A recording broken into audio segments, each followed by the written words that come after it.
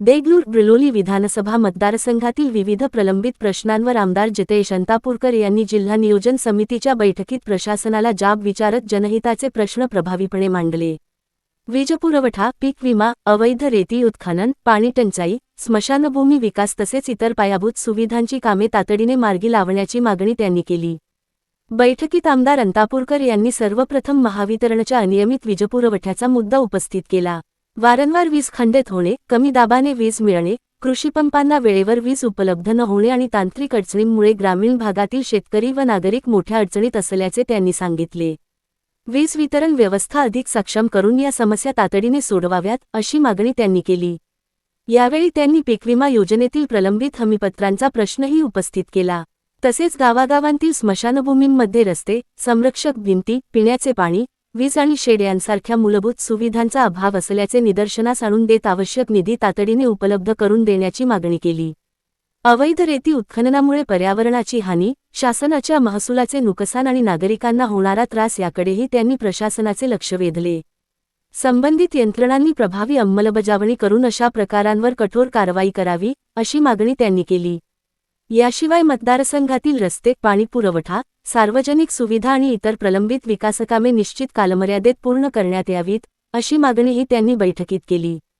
तसेच देगलूर ब्रिलोली विधानसभा मतदारसंघातील शहर व ग्रामीण भागातील नागरिकांना आधारसंबंधित सेवा सुलभपणे उपलब्ध व्हाव्यात यासाठी आधार केंद्रे तात्काळ सुरू करण्यात यावीत अशी मागणी त्यांनी जिल्हाधिकारी राहुल कर्डिले यांच्याकडे केली। या बैठकीस पालकमंत्री अतुल सावे, माजी मुख्यमंत्री तथा राज्यसभा खासदार अशोकराव चव्हाण, खासदार अजित गोपछडे, खासदार रवींद्र चव्हाण, जिल्ह्यातील सर्वपक्षीय आमदार तसेच विविध विभागांचे वरिष्ठ अधिकारी उपस्थित होते। अशा महत्त्वाच्या आणि विश्वासार्ह बातम्यांसाठी पाहत रहा NCN न्यूज TV। एका त्या भागातल्या नागरिकाने आत्मदहनाचा इशारा दिला।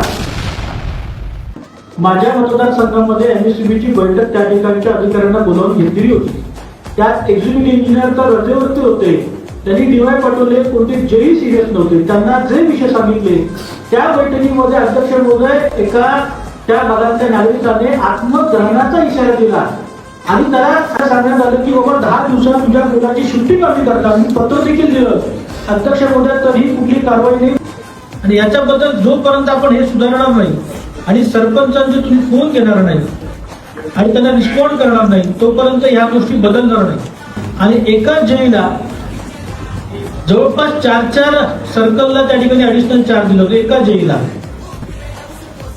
ही खरं बदलण्याची गरज आहे। एकमेकांचा कोणालाच ताळमेळ नाहीये। नंतर आसपासची सगळी गाव बंद होतात, त्या ठिकाणी 24 आपल्याला एअर ब्रेक त्या ठिकाणी करण्याची गरज आहे, त्याची आपण नोंद करून घ्यावी। आमच्या देगलूरच्या DY वरती देगलूर आणि बिलोलीचा चार्ज, तर देगलूरमध्ये पण अधिकारी नीट नको अशी जर परिस्थिती राहिली, मला वाटतं की बाकी आपण जे उत्तर देत आहे जोपर्यंत आपण ही व्यवस्था सुधारत नाही MSCBची त्याच्या विधानसभेमधली, तोपर्यंत हे मला वाटत नाही बदलेल। फोन तर केलं पाहिजे, सरपंच फोन करतात, आम्ही फोन करतो, साहेब मी काय काय करू म्हणतो, तो तुम्ही वरती बोला म्हणतो, तो अशाला कसं चालेल? या गोष्टी बदलण्याची गरज आहे।